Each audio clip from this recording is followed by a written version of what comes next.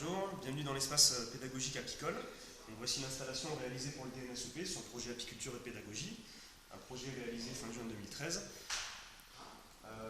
Cela contient les différentes recherches que j'ai pu mener sur l'apiculture, recherche de spectacles vivants, recherche d'espace pédagogique, recherche d'objets, tout ça pour faire des ateliers et un futur espace muséal. Et on va donc accueillir un groupe pour faire une première visite.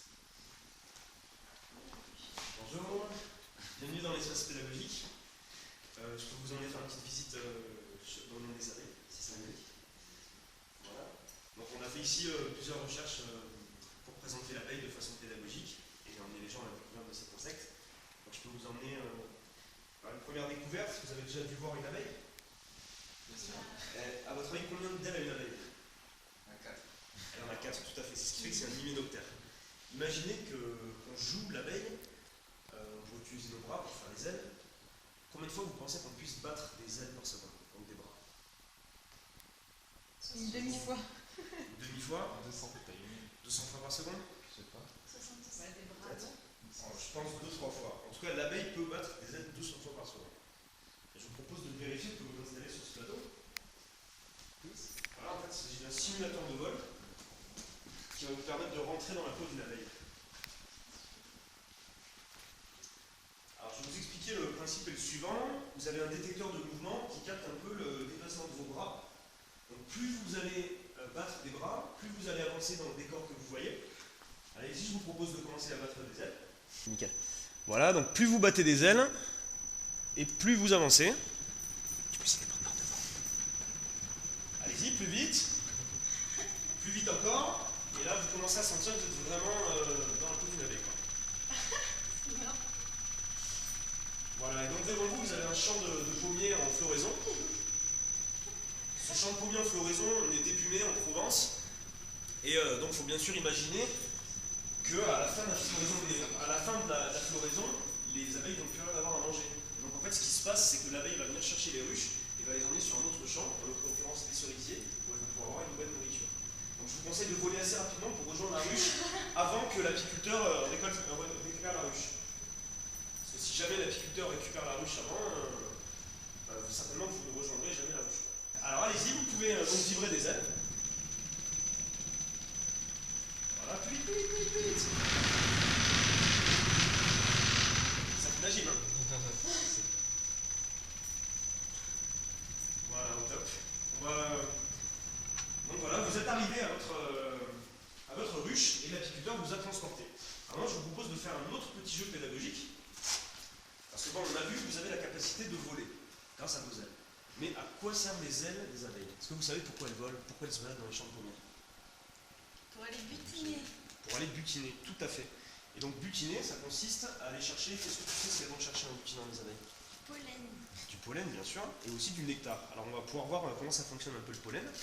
Et je vous propose de faire un petit jeu où on va imiter la chaîne ciliaire. Donc la chaîne ciliaire, c'est ce que font les abeilles pour construire les alvéoles. Parce que bon, aller butiner c'est bien, mais il faut avoir un endroit pour stocker ce pollen. Donc elles ont leurs alvéoles qu'elles construisent en fait à un stade de la vie, elles développent des glandes qui leur permettent de produire des petites particules de cire.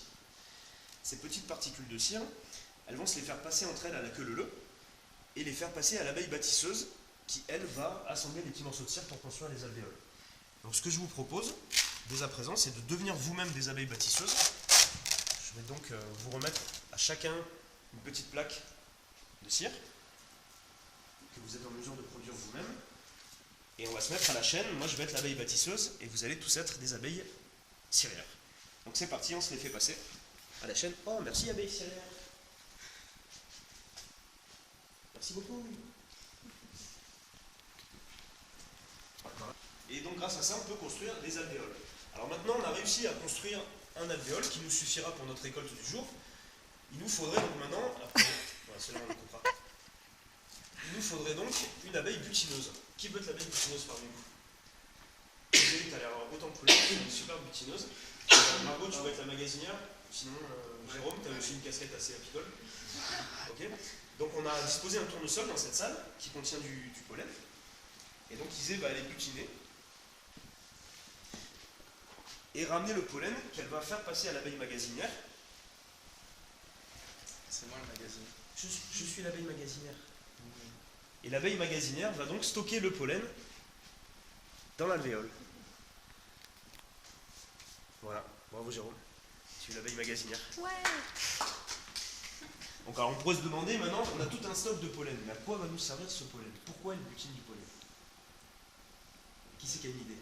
Pour nourrir les larves. Mais peut-être bien pour nourrir les larves, tu as l'air de connaître beaucoup de choses sur les larves. Et en effet, le pollen sert à nourrir les larves. Lorsque la reine pond des petits œufs, elle pond un œuf qui fait environ 1,5 mm. Pardon, excuse-moi. Voilà, donc l'abeille pond un œuf qui fait environ 1,5 mm, qui est droit, et qu'elle pond au fond d'un alvéole. Cet alvéole, en grandissant, regarde là, tu peux approcher de la Jess. Filmer ça en gros plan, je pense que c'est cool. Donc cet œuf, en grandissant, commence par s'onduler et grossit jusqu'à devenir une grosse larve. Et en fait, le principe, justement, c'est qu'il se nourrit du fameux pollen qu'on allait voir, que nous avons découvert. Donc c'est ce pollen qui sert à nourrir les larves.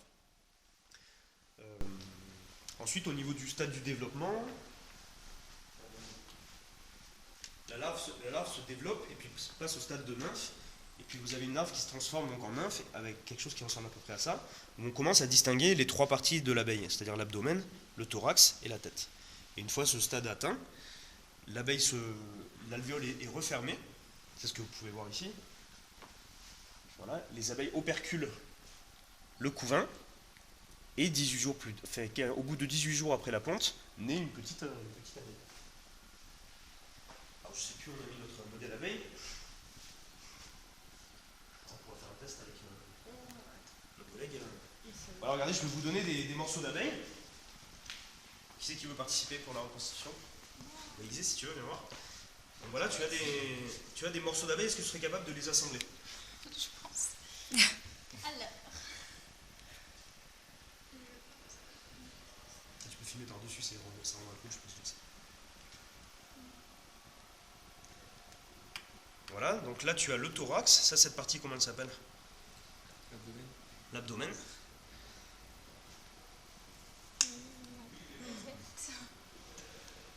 Tout à fait, la tête. Et pour finir, les ailes. Voilà, bravo Isée, tu as reconstitué une abeille vulgarisée. Donc voilà, maintenant tu peux t'envoler et la accompagner si tu veux à son poste de présentation, en faisant de présentation.